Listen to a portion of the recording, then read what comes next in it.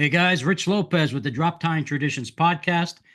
My guest tonight is Mr. Lou Compton from Maryland, former MBS president, TBM, Traditional Bowhunters of Maryland, old friend of mine for many, many years. How you doing, Lou? Rich ain't doing too bad. Loving life, living large. How long have you been retired now? Well, let's see. I retired from the state prison system in 2012, Okay. but then I started working for the National Archery in the schools and worked for them for a few years, and then completely retired. Let's see, 4 or 5 years ago. Okay. So yeah, so about 5 years now. I've been completely retired, but retired from like I said, state job and everything else, a regular job. Hmm. Because I don't consider that archery in the schools program. That was more, although they paid me and paid me decently to do what I was doing, that was a lot of fun. That wasn't Uh, even a job. yeah, I remember doing a NASP shoot in Westminster, and that was a Yep. lot of fun. That was a lot of Yeah. fun. And we're Uh, still doing it at the same place. okay, excellent. So, At all. just if you would give our listeners, well, before I begin, let me just acknowledge our supporters: Stickbow Country Custom Arrows, Traps Feather Rests, Traditional Bowhunter Magazine, Salk Trail Archery, StickbowSupplies.com, Jerry DeWeese's old outfit, and Whiskey City Trad Gear, WC Trad, Jesse Savage Blacksmith.com, TraditionalJunk.com. If you want an old bow, reach out to Kevin there. He's got lots of them. St. Joe River Bow Company, theethicalpredator.com, stickbowhuntsmx.com, Professional Bowhunter Society, and Compton's Traditional Archers. So, Lou, if you wouldn't mind, just give us a brief background bio where you were born and raised. Oh, well, let's see. I was born back in 1957 in the bright and beautiful city of Baltimore, Maryland. Yeah, raised in the city itself for many, many years. And I got the bug for hunting. Gosh, when my brother and we were like, I was 12 and he was maybe a 10 and a half, 11. But we got the bug, and my dad promised us for Christmas that year we could each get ourselves a gun for to go hunt with our brother-in-law. And he was the one who took us hunting and everything and got us into the hunting background. Mm-hmm. Wonderful gentleman by the name of Ed Kramer. He's gone, so's my sister. But Ed Kramer Jr. is still around. That's my nephew. And like I said, it's a lot of what I grew up with and a lot of what I learned and a lot of who I am originated from my brother-in-law, Ed. Because my dad never hunted. He supported it 100%. And he was just never interested in the hunting. He was more into the fishing side of things. So that and working for a living. So but, Yeah, I kind that's, of that's how I got my teeth, how I cut my teeth. My brother-in-law is the one that got me into it. yeah, And he's still kicking it. He's 81, he still hunts. God bless him, man. God bless him. His idea God of a bless, tree, God bless him for putting up with you, Rich. yeah, for sure. Yeah, Lou's got some stories about me. But yeah, my brother-in-law, his idea of a tree stand is the back seat of his 1969 Blazer strapped into the crotch of an old oak tree. He, Ah, he goes and sits in this thing. It's only 10 feet off the ground, and he basically takes naps. uh-huh. So, but Well, that's as you age, you tend to appreciate the finer things in life, such as a nap in a tree stand, or a oh nap in general is a great yeah. thing. I'm finding out. I actually almost took one today. I've been working a lot of overtime. Now is our busy season in the insurance world. It's summer. It's hot here in Florida. People are stealing cars so they can get air conditioning. So, Yes, indeed. I whereas, can I can sympathize with that. yeah, when I was living up north, obviously, I handled Baltimore City was my territory, and they would steal cars in the winter because of the heat. Yeah. Well, they steal cars 365 days a year in Baltimore City. I That's for don't know if you sure. remember, and I used to be a police officer in Baltimore City before I moved down on the shore. But That I yeah, did not know. I did not know that. yeah, I was a Baltimore City cop for oh 11 years, 10 and a half actually, almost Okay. 11. Well, thank you Yeah. for your service. Well, it was that was again that was a that was a job that I loved. Hmm. it was work. Don't get me wrong, but there's Yeah. nothing like the brotherhood of being in a bona fide police department like that and having brothers and sisters who were right there behind you every step of the way, would sacrifice their life for you, and you would for them too. Hmm. Absolutely. Seems here I've had a lot of law enforcement people on my podcast. Must be that law enforcement and traditional bow hunting go hand in hand. Because I mean, I had Jeff McCormick on here, I had Ray D'Amico on here. I had a guy who works in the sheriff department in another state. Lot of law enforcement guys. Yeah. That's a pretty popular career, and a lot of the guys I've met in law enforcement were outdoorsmen as well. Yeah. I think that into the hunting thing. Matter of fact, that's two of my lifelong friends. Are both I grew up or worked with in the police department. We've been friends for 45 years, and that's how we really cemented our friendship was through the hunting Hmm. and mostly through the firearms side of it. And I was the one who got more into the bow hunting side of things. Hmm. But yeah, so the career and the outdoor enthusiast, it kind of goes hand in hand. How's Mrs. Compton? Mrs. Compton is probably tired and wore out from putting up with me, but she's plugging along. She's Give her our regards. I certainly will, Rich. She's going to retire this time next year, so Okay. she's counting down the days. I thought I was going to retire this year too, but they gave me a raise, so they got me another year.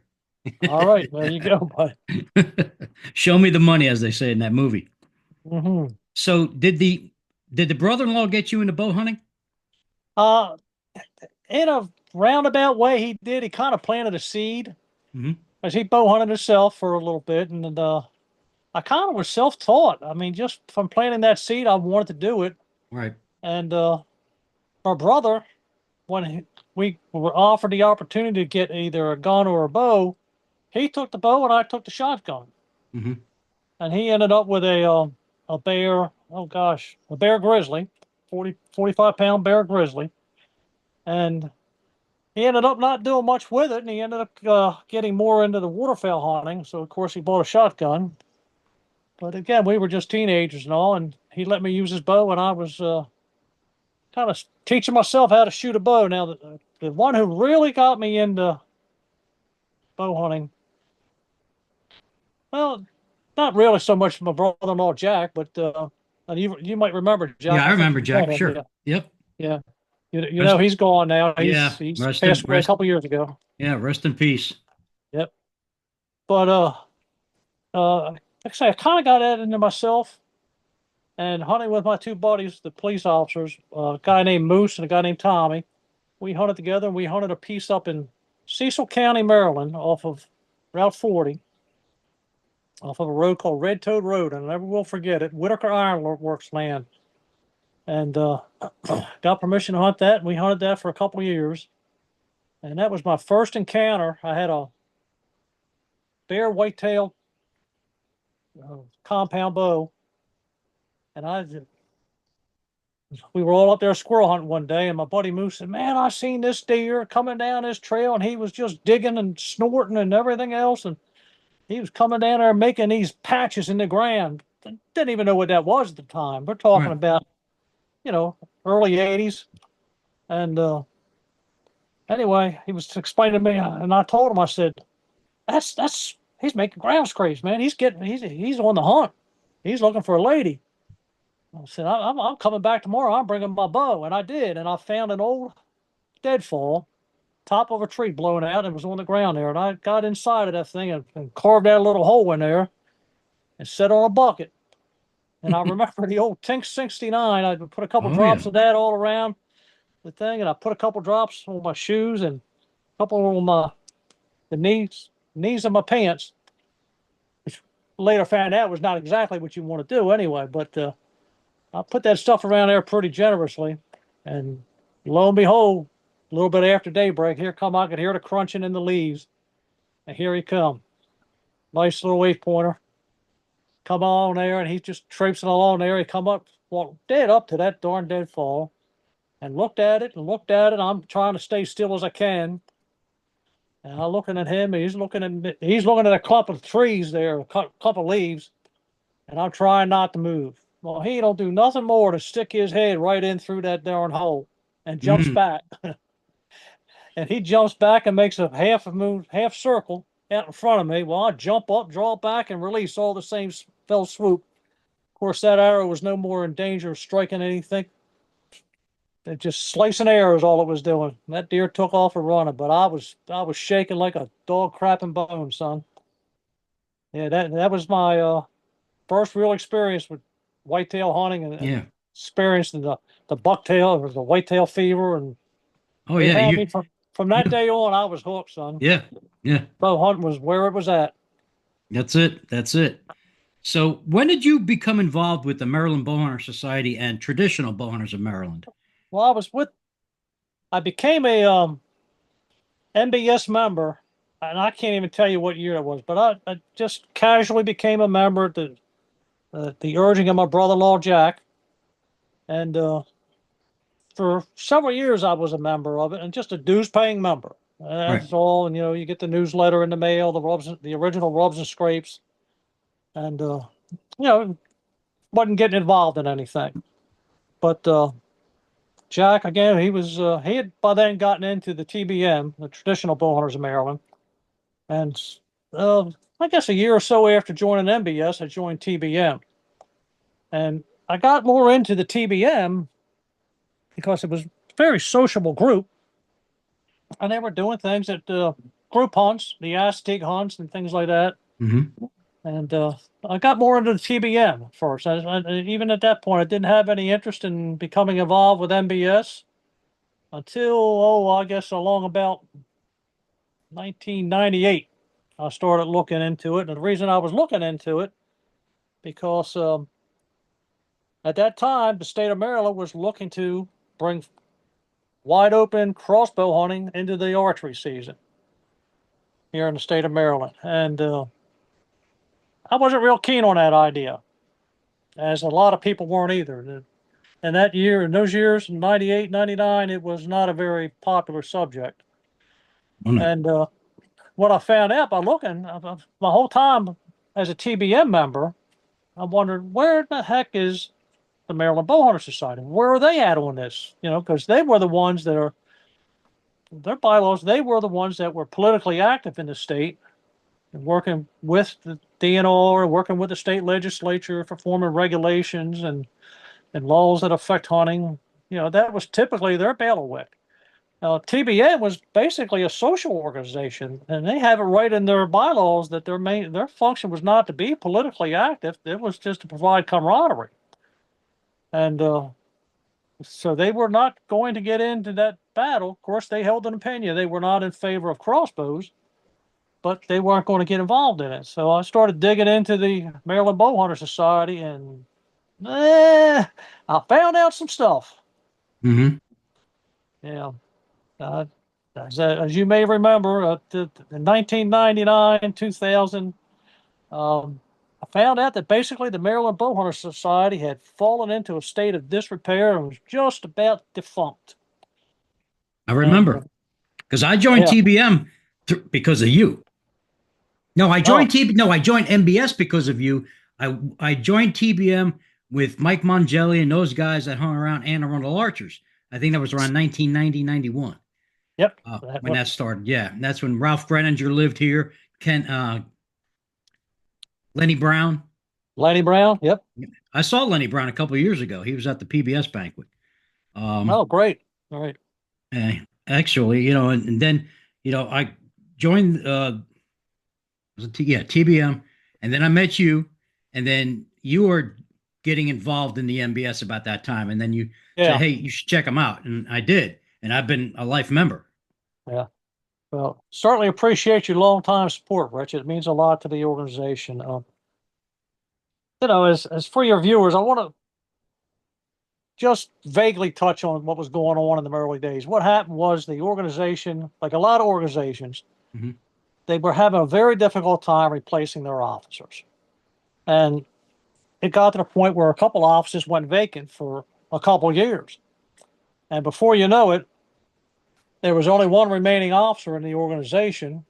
And I'm not going to name his name or anything, but fellow was from over Southern Maryland. And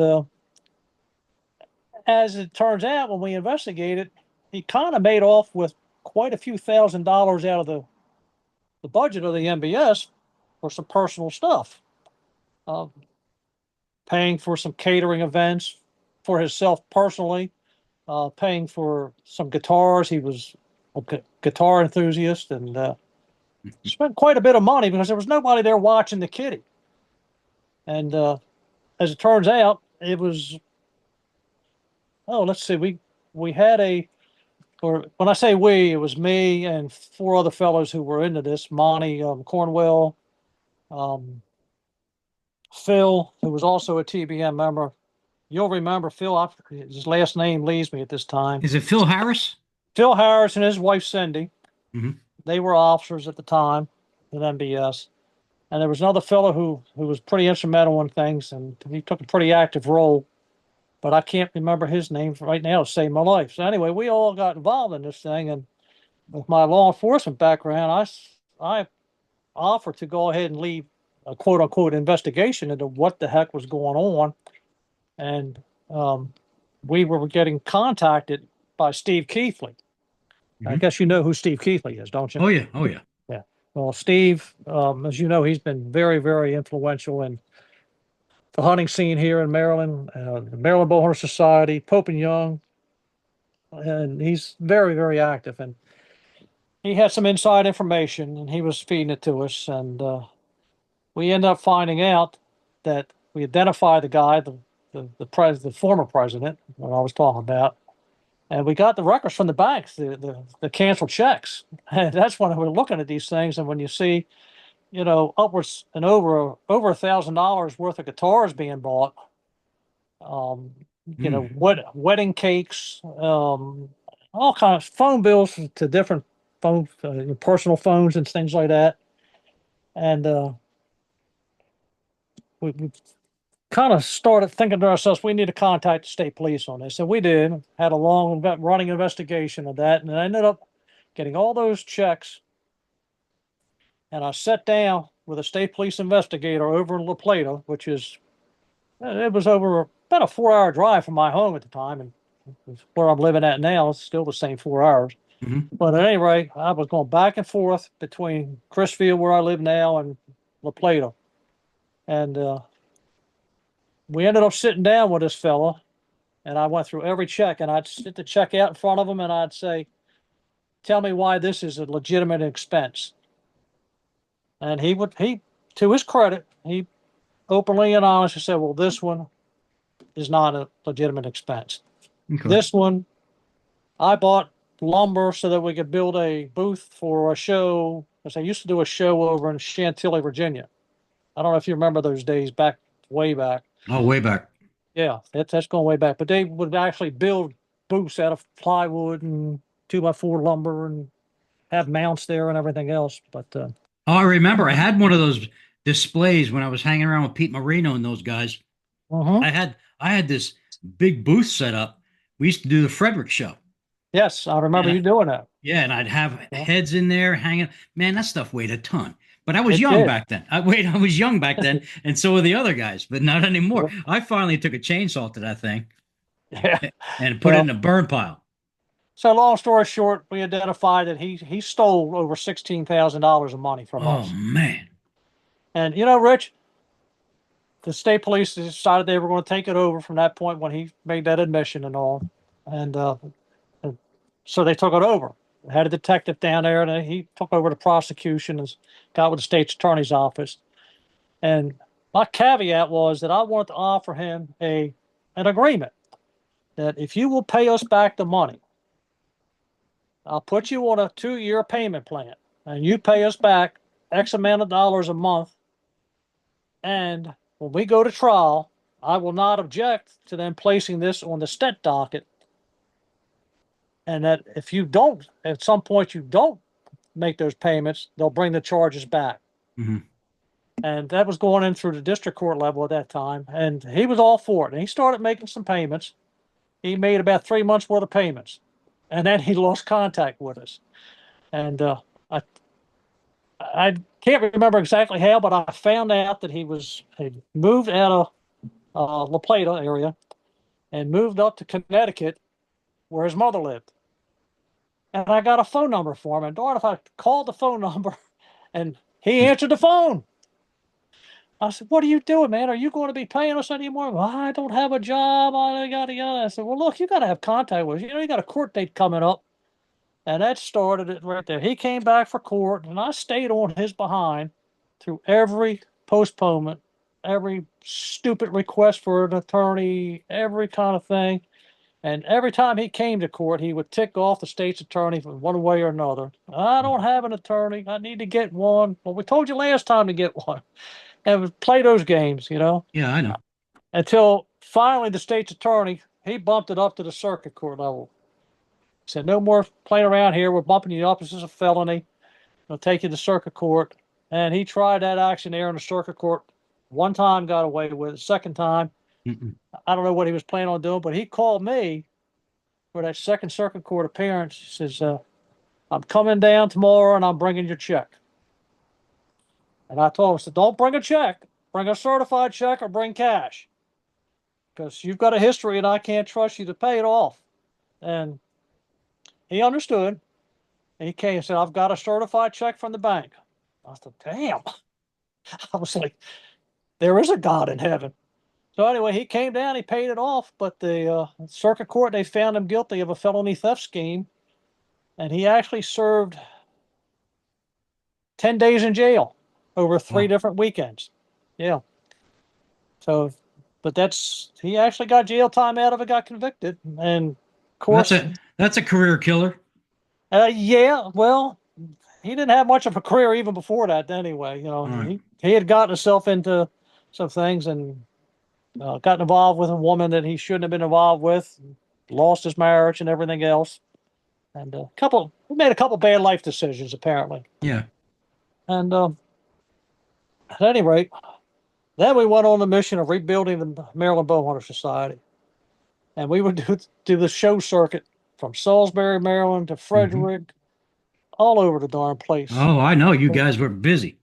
And I can remember going to Southern Maryland, and you remember the facility there Yep. that was down there to that county fair grounds.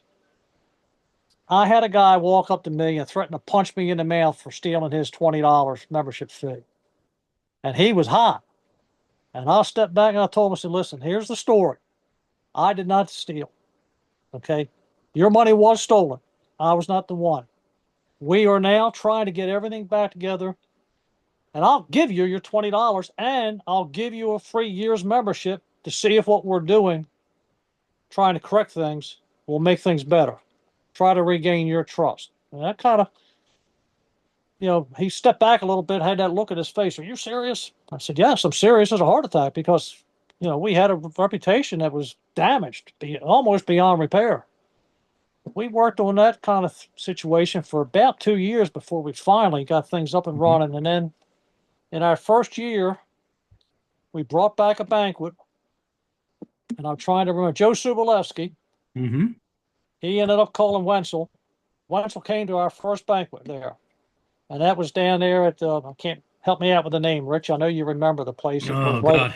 Was it in La Plata? No, it was right off the Baltimore Beltway. Oh yes, Martin's. No, well, Martin's is where it's at now. Okay, we've been to three different places, and this was a smaller place, Oh, I know. It's right a off far 695. right off of 695. This was, and Yeah. Martin's is also off 695. But anyway, yeah, and that's the place where we were at is closed down now. They got flooded out a few years Yeah. ago and never did reopen. Yes, I remember. I remember it was in a low-lying area, Yep. right? And matter of fact, And it always flooded. yeah, TBM had their banquets there too. Hmm.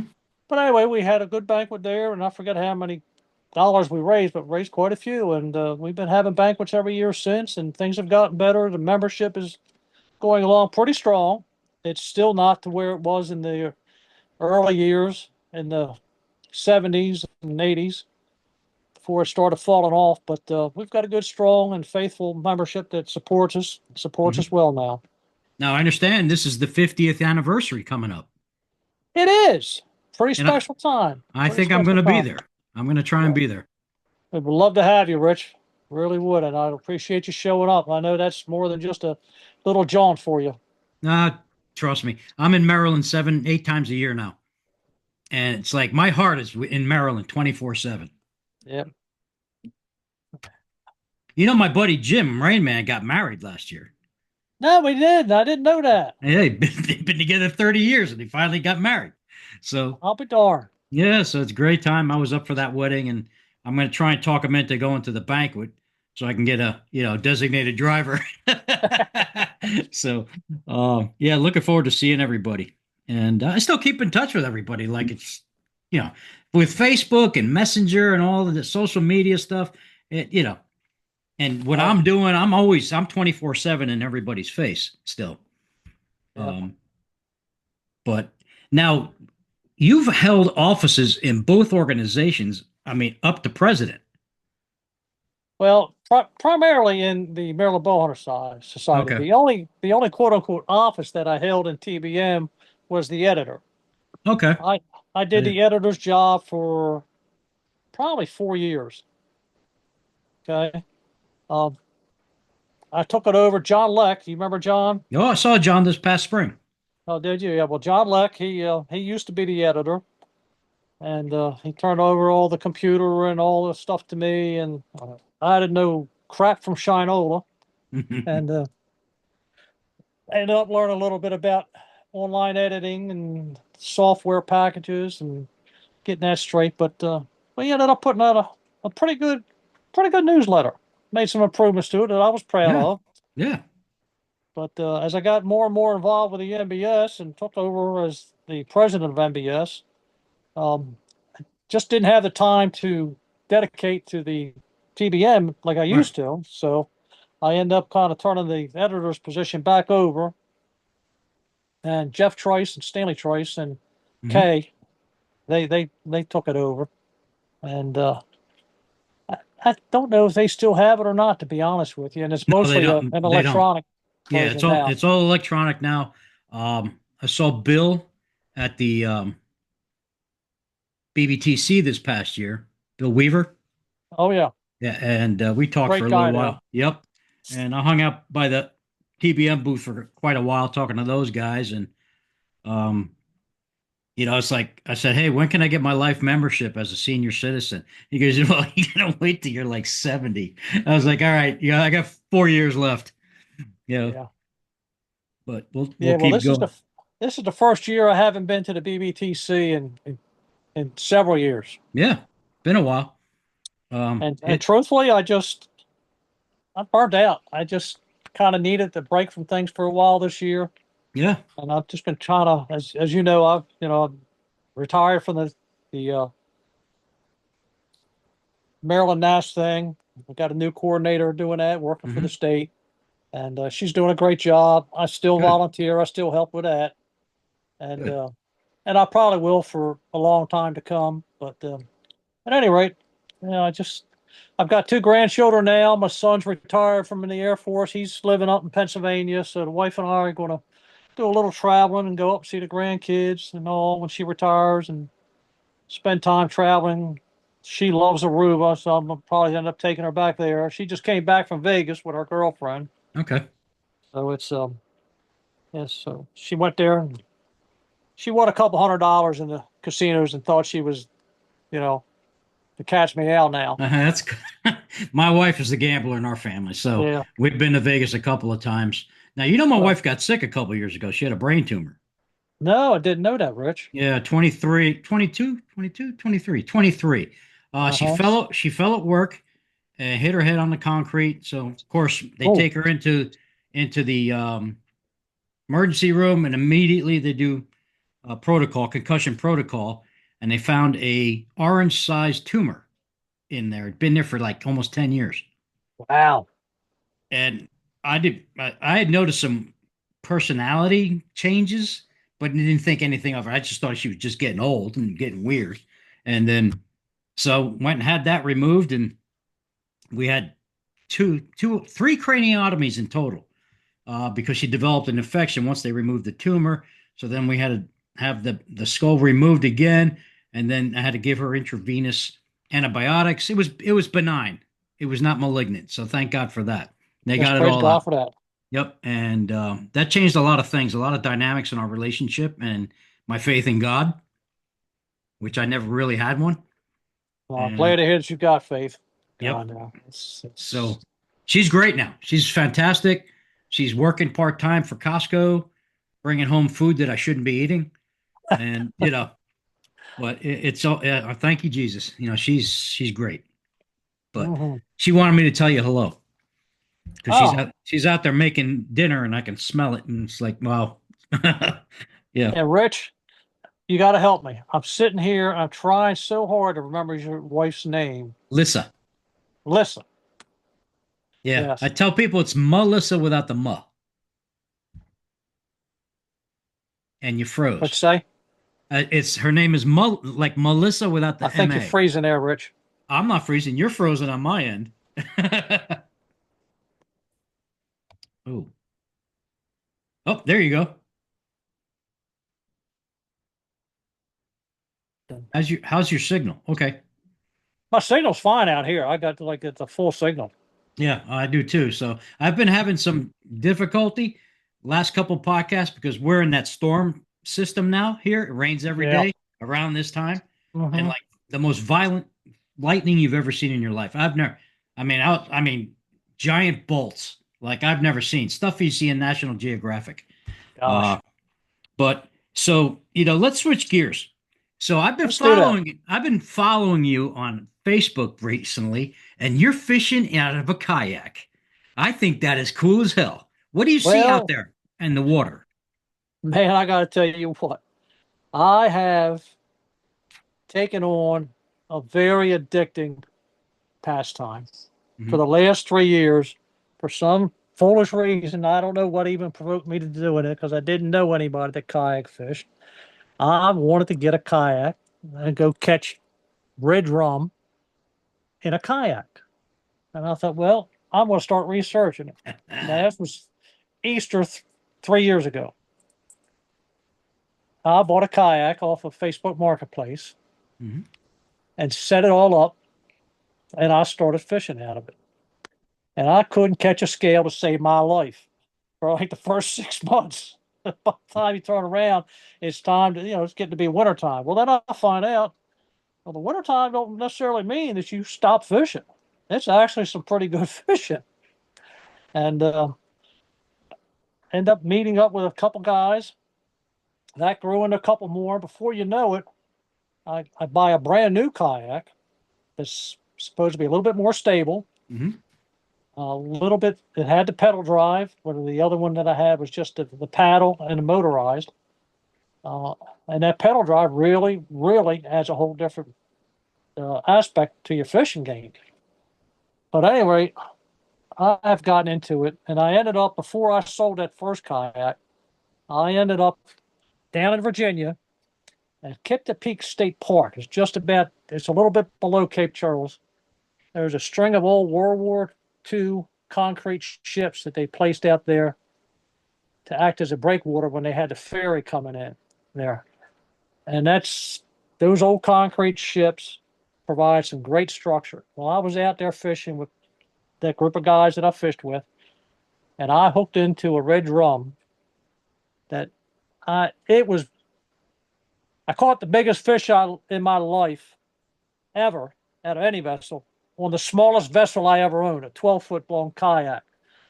That kayak was 41 inches wide, and that red drum went outside both sides of that kayak at its Wow. widest point. It had to have been 45 to 50 inches, somewhere in that category. I just didn't have anything on board to measure it. Hmm. It was huge. And it took me on a sleigh ride probably for 40 minutes, 45 minutes before I could get it up to the boat. And when that thing came up to the boat, my biggest fear was, now my fat ass is going to go swimming or I try to lift this thing up into the boat with me. By some means, I have no idea what I did, but I got it right up and it was in my lap. All right. And I mean, it filled my lap right up. And just like that hunting experience I told you about with that buck sticking his nose in that blow down, Yeah, your adrenaline was cooking. um, man, it was off the charts, son, off the charts. And it was all over then. I had a new addiction and I'm loving it. I love it to death. Now I And noticed you're using a GoPro. well, You recently. actually, I'm using an Insta 360 camera. I just Okay. bought it last week. I did a couple used GoPros, but they were the older ones, and I just wasn't familiar with them, and it was old technology and not supported with editing software any longer. But this So one I just posted. what is this called? Because I'm going to look into this for This is myself. a three. It's called an Insta 360. Okay, let me write this down. Yeah, Insta 360, and they go all the way up to X5, the different versions of it. And they were just had they. I think the sale's over now, but they had a great sale where it was like $115 off. Mm. And I just had a birthday, so I had some. My son said, "With that, I'll chip in a little bit." And I said, what did I sell? What the hell did I? Oh, I sold an old depth finder that I had here that wasn't going to get used, and I had some money saved up, and I thought to myself, "Let's get the damn thing." Mm.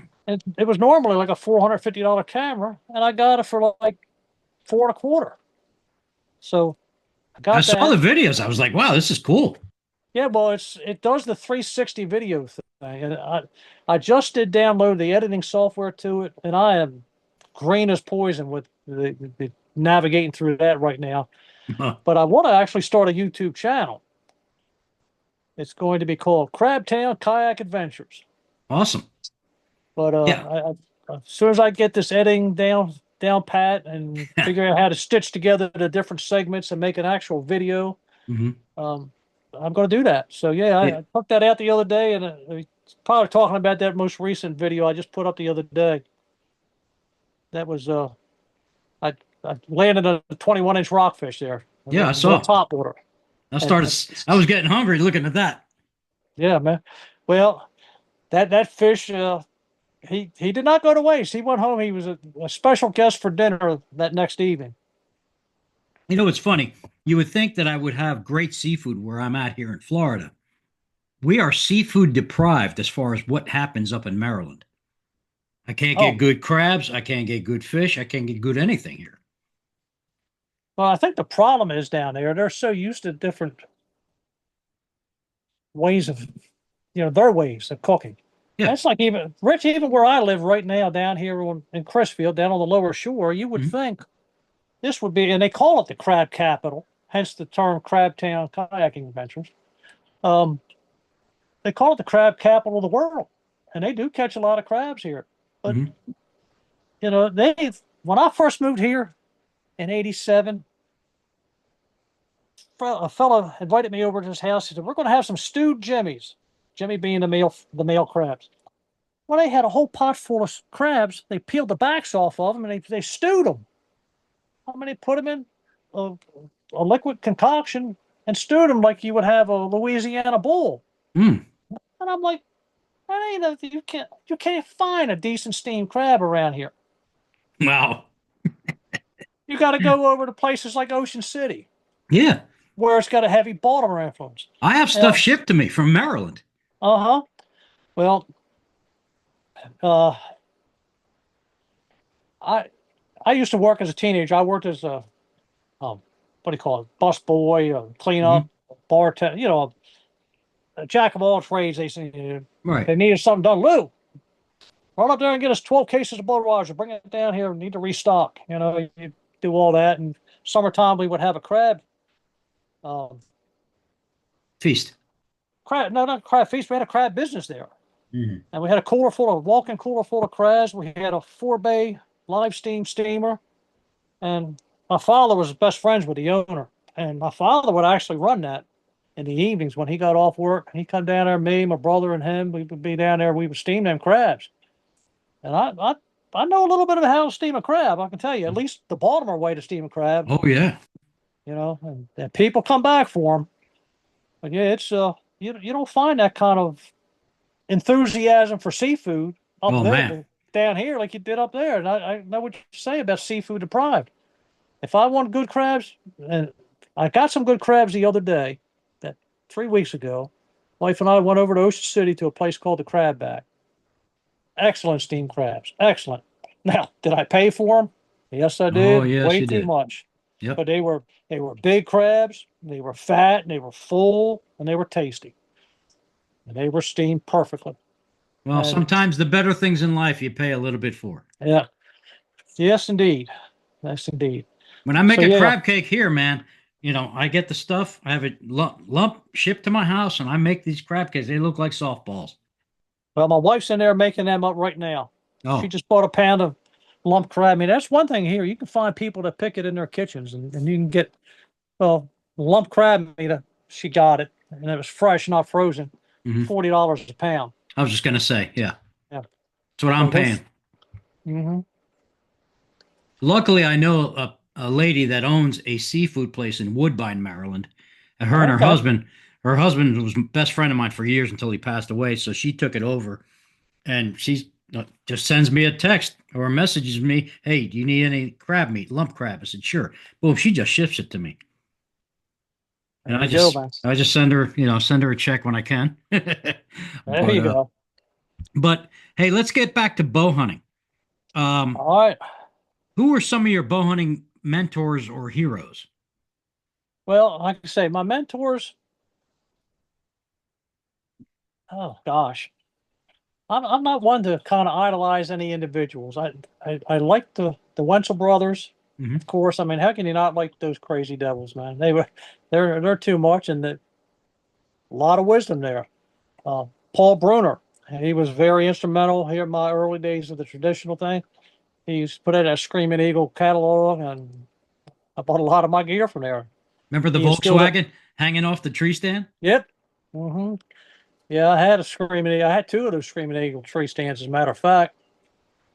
But yeah, so like I say, the Wenzels, of course, Fred Bear. How can you be into archery and specifically traditional archery without knowing Fred Bear? And then I got more into the history of the traditional archery.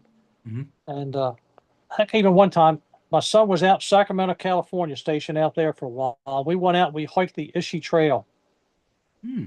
And I don't know if you know, gosh, what was his name now? Older gentleman lost his son, was in the Pope and Young Club. And his son was an officer in the Pope and Young Club too. But anyway, he organized the hike, and we were out actually in the area where Ishii roamed. That wasn't St. Charles, was it? No, it wasn't St. Charles. His name was Glenn Heisey. Glenn Oh Heisey. yeah, Glen Heisey, Pope and Young Yeah. Club. Yep. Hmm. Yeah, but my son and I, we went on the whole hike with him. Now, I wore blisters on my feet, and I couldn't walk by the third day. He took off. He crossed that creek, and I mean that creek water was cold. He had stripped down to his drawers and carrying his clothes over his head. And the only thing he took with him was a piece of a topographic map, a compass, and an old Capri Sun container for drinking water out of. Okay. And he was gone. Gosh, he was gone 12 hours or so. Now, he left early in the morning. And my son and I, we just kind of hung around camp. And as it got dark, I'm like, where in the hell is Glenn? Now Glenn, I don't know if you know him or not. Yeah, I do. He, I'm coming up on 70. He's probably coming up on 85 Yeah. right now. Hmm. So he was no spring chicken when this was going on. And I'm thinking to myself, if he don't come back, what the heck am I going to tell his family? Right. You know, because I felt guilty for not going with him, but Rich, I couldn't walk. The blisters on my feet had blisters. Yeah.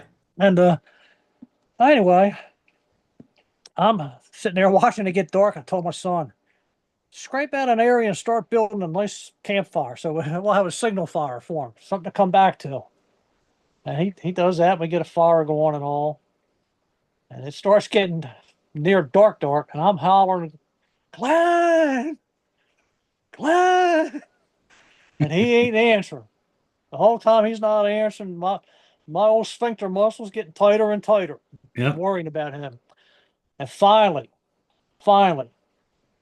I hear him holler back. I never remember such a sweet sound. It was Yeah. Glenn Heisey hollering back through the woods up in that holler, and to see him cross that creek again in the evening. Boy, hmm, that was something. But that was pretty nice. So yeah, Ishii, I gained a lot of respect for Ishii and the story behind him. And Yeah. that really touched me. I mean, that's a whole new version of how we treated the Native American population when, we were settling this country. Hmm. And I'm not going to rehash things and, Yeah. but it certainly deserves mention for sure. So Certainly deserves at the mention. Professional Bowhunter Society banquet this year in Indianapolis, my wife and I were at the banquet, and Gene Hopkins, the historian, the archery historian, Yeah, gave I this know, Gene. wonderful, wonderful presentation on Ishi about the Hmm. history of him and what it meant. And it was just it was amazing the information that Gene has absorbed Hmm. in regards to Ishi. Yeah. So going back to your question about mentors, I can't call them mentors, but or I certainly not idols. Because again, there's only one that I worship, and he don't walk the face of this earth any longer. All right. And but people that I think the world of and respect them and relish the history of these folks and the contributions they made. Hmm. Like I said, it's Fred Bear, Ishi. Um, Hmm. God, and I'm going to forget a few people, I'm sure. M.R. James, there was another guy who helped us out when the MBS was getting started. Yeah. He came up there to our banquet, and gosh, he didn't even want to take a penny. Yeah. I had him on All the he wanted, podcast. What a humble man. and what a yeah. And then but a lot of great people that I've met personally. Like I say, the Wenzel brothers I met, Paul Brunner I met. Gosh, Jay Massey. I did not meet Jay. No, I never did. I read of Really? him. Really, I never met Jay. Yeah, we had him at the TBM banquet in Annapolis. Wait a minute. Yes, you're right. You're right. I did. I did meet him there. I remember now. Yes, indeed. But yeah, a lot of great people there. A Hmm. lot of great people that I met. But even locally, I mean, the people who've done so much for bow hunting here in this state of Maryland. You've Yeah. got Rob Davis. There's a name there Yep. that a lot of people I'm forget. looking at his book right now, Flinging Arrows, Faffy, Flinging Arrows for Baffy. 50 years. Yeah, Rob surely was and was Hmm. a different kind of person. Yeah. But to say he didn't love bow hunting, he loved bow hunting. He Yeah. I'm really good. and truly I'm did. good friends with his son. Yes, Uh, Robbie. yeah. Yeah, I see him every now and again, and I'll talk with him. But yeah, and his mom, God bless her, Hmm. she's doing okay.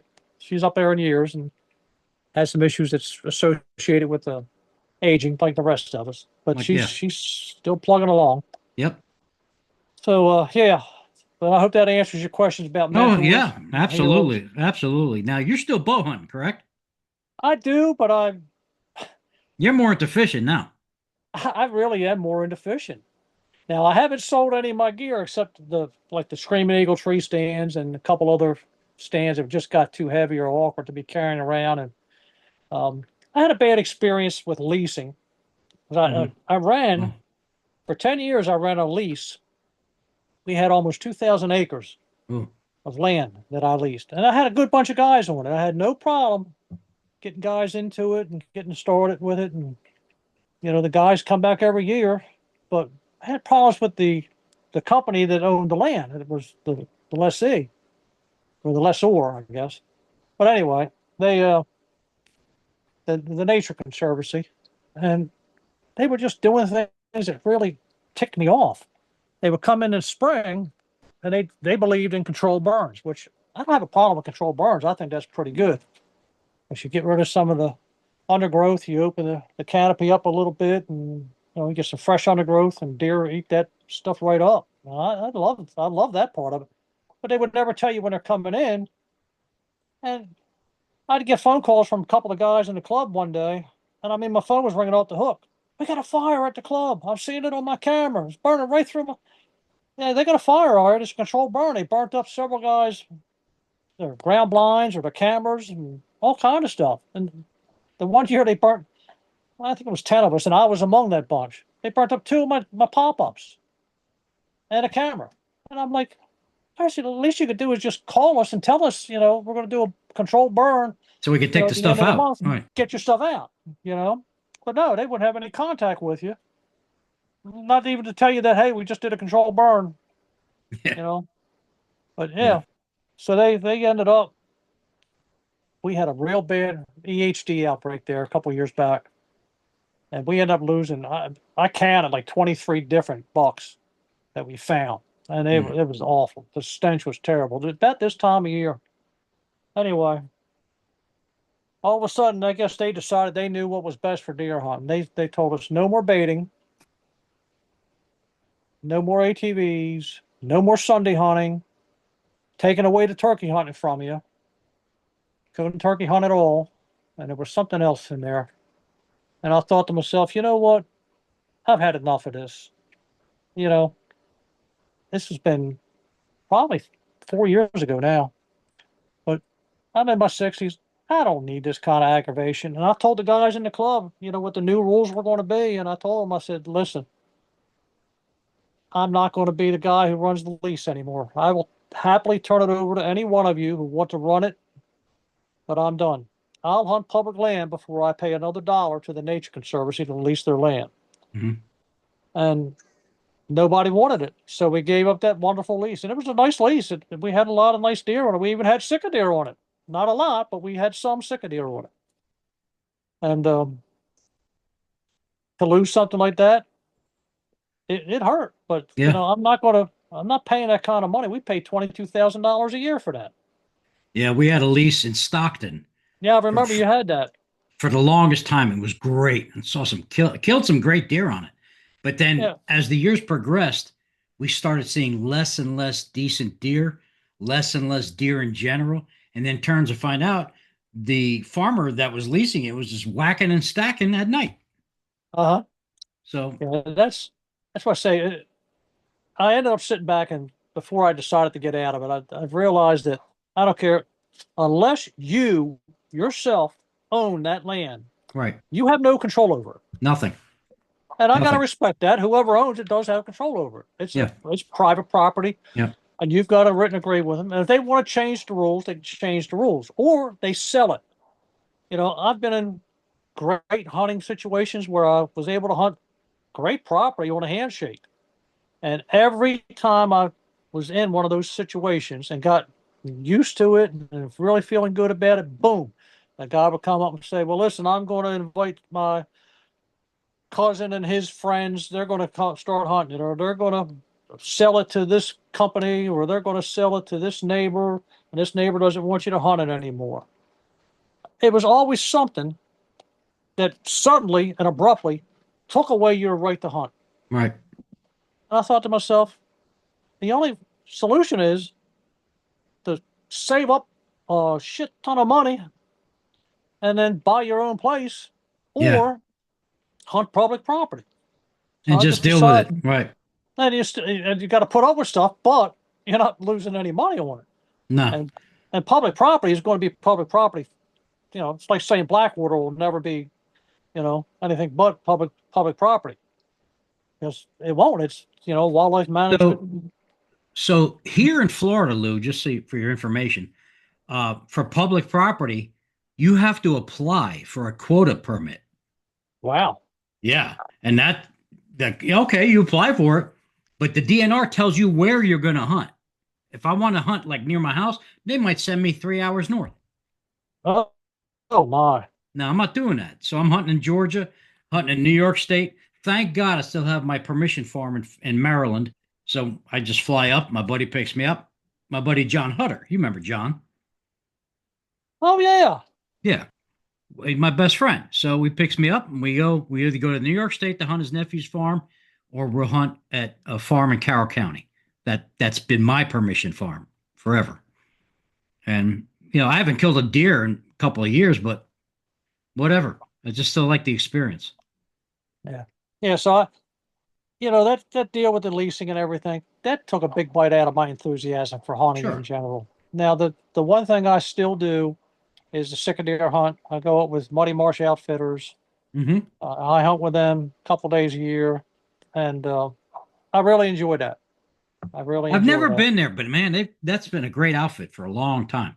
Oh yeah, and I'll tell you what, it's hard to get the days. Hmm. I waited the longest time to hunt with TJ before he had some openings. Hmm. And I finally got in with them, and I've got 3 spots, and I won't give those spots up. Yeah. So, Yeah, I've but been yeah, meaning to get out there and do them, but I yeah, will eventually. yeah. I'm still spry enough. Mhm. But I did kill a hog and a deer here when we first moved here and experienced our first hurricane, which I was not prepared for. Lost power for a week and also lost all that meat. Oh my goodness. Yeah. So now I own a generator, big one. So yeah, I do not like losing meat. Um, and yeah, I'm fortunate enough. We got a lot of hogs here. If you can find a private place, it's What's 24 going 7, on, Rich? 365. Yeah, I lost you for a few minutes there, Rich. So hog hunting here on private land is 365, 24/7. Right. Okay. So, and there's plenty of them. I mean, they're like cockroaches. So, Yeah. and it's actually really good eating, but they're filthy bastards. There's a lot of mites and all sorts of bugs. So Yeah. if you're squeamish, cleaning one is not exactly a fun thing to do, but you just pretend you're not seeing things. Well, I tell you, with as far as productivity is concerned, I am far more productive at putting meat in the freezer out of my kayak than I am Mhm. for hunting. That's You good. know, That's good, brother. of course, I mean, if I get a deer, you know, you get a deer, what do you put in about maybe 50 pounds of meat away in the freezer? About that. Yeah. And if I fish hard through the spring, and the spring is always the best time to hunt, spring and the fall. You keep the summer heat like this puts them down pretty hard right now. They're deep and they're very slow and lethargic. Now, night fishing you might get them, but early in the morning or at night. But anyway, I could put a lot more in the freezer out of that kayak than I could out of a tree stand. And I enjoy both of them very much. It's just that right now this kayak fishing is it's what's floating my boat these days. I see the sun is starting to creep in. Yeah, it's starting. I mean, you see, lighten Yeah. me up a little bit. If So she drops, she drops any let's lower, I'm gonna move. we're moving down the line here. So we know about your fishing and your hunting and the MBS and TBM, and I love and thank you so much for everything you've done for us in Maryland. Um, Real quick, if you were going to go back in time, where and why? Oh my gosh, I would go back, and I don't know the exact year this was. Let me figure this out.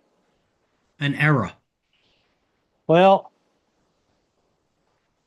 you'll understand why I picked this as an era. It's a specific year. My son Joey, who we lost to suicide back in 2013, um, when he was 12 years old, I had him in a tree stand for gun season, Hmm. and we were up in what I call the crow's nest, and that's exactly what it was. I had built it with 2x4, and it's just a bench around in this crock of this tree, big old gum tree, and our legs were actually touching, and he was sitting on that bench. And when them deer came out, I could feel him shaking. The fever had got him, son, and it was a doe and 2 little ones. And this was the first year that Maryland would allow you to shoot 2 deer in one day. Wow. So he ends up shooting them, shoots the two, shoots the big doe, and then shoots one of the little ones. Of course, the other little one just hanging around. Oh I yeah, I've took, been there. yeah, so I took the third little one, but to share that with him was phenomenal. It's one of my favorite memories in life, and I'd love to go. If I could go back, that's where I'd go, Yeah. and I'm sure you understand why. Yeah, absolutely. I miss him dearly. Um, it was a very, very Yep. horrific thing that happened, and a big dent in our life. There's not a day goes by that I don't think of him. Yeah. Well, you're in my prayers. Yeah. Well, thank you, bud. And you know, those prayers and the support of what I call earthly angels when we lost him. God sends an earthly angel to you when you need them. Yep. There's no doubt in my mind about it, and it's just He a works wonderful thing. he works in mysterious ways. And my mom used to tell me this. God works in mysterious ways, but you will know when he is working. And Yes. and it's weird Well, because like I'm like, how did this happen? How did this happen? How did this happen? I can't answer that. I know there was divine intervention involved. absolutely. And Absolutely. I can't explain these mysteries of life, but they're good mysteries. They're mysteries that, I always think, you remember how crazy I used to be. I mean, now, Wait a minute. Wait a minute. What do you mean used to be? but it's like now I think about it's like almost like risk management. I think about stuff. I'm like, okay, well, if I do this, what will he do to me? Yeah. Or so I have 9 grandkids now. So having conversations with my grandkids, it's hilarious because they're looking at me like, when a dog looks at you like that. Yep. Uh-huh. Yeah. And they're like, what are you talking about? And my son goes, listen to him. He knows what he's talking about. And it's just amazing. Um, so let's talk about, since we're talking about youth, if you were to give advice to a young upcoming bow hunter, what would it be?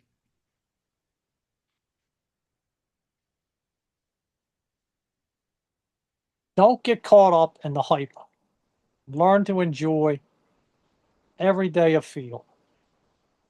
You don't need to be out there with the latest, the greatest, the most expensive archery tackle in the world. Get something that you can handle confidently and be accurate with. And above all, make sure you're ethical. You will be rewarded for it. It's funny because I had a grandson here, one of my grandsons in the backyard. I got a 3D range in the backyard, and I bought him a compound bow, a kid's compound bow from Walmart. I don't know. I'm a traditional guy, as you know. Right. So I gave it to him, and he pulls it back, and he's like, "Oh, 6 pound pull." He's like, "Is this all you got?" And I looked at him and said, "Oh, really? You want to get uppity with me? Okay, Grandpa's got something for you." So I came in and got my 35-pound semi recurve that I was the first recurve I ever owned in my life. It was my dad's. I said, if you can pull this back, you can have it. He pulled it back like it was nothing. And Oh, yeah. Well, he's the football kid. So he works okay. out. Yeah, so he works out and stuff. But I said, all right, well, guess what? You're a traditional bow hunter now. He goes, what does that mean? I said, there's no wheels. Sissies use wheels. And he's like, "Oh yeah." I said, "What do you think I shoot?" And I show him my room full of bows, and he's like, "Oh, okay, I get it." And even my son Todd looks at me and goes, "Yeah, don't listen to what he has to say because now you know why I hunt with a longbow." So these little brainwashing sessions are fun when Yep. it comes to kids. So, but at any rate, we are now on an hour, Lou, and I know you're chomping at the bit to get to Fran's food there that she's cooking up. Well, that would be an understatement for sure. Like I said, crab cakes are on the menu tonight. Yep, absolutely. But Lou, I want to thank you so much for coming on. It's great to see you again, and Thank you. I hope to see you in March. Yeah, well, I definitely going to be there. Good Lord willing. Yep. 50th anniversary. That's a big to do. And Yeah. we've got some surprises cooking. I won't spoil the surprise for anybody, but it's Yeah. certainly going to be a worthwhile banquet Oh, for for sure, sure. for sure, absolutely. So But I'll be there with bells on. That's my promise to you. all right, I want to hear them bells jingle, jingle, jingle. All right, brother. So hey, Uh, guys, please subscribe, like, and share.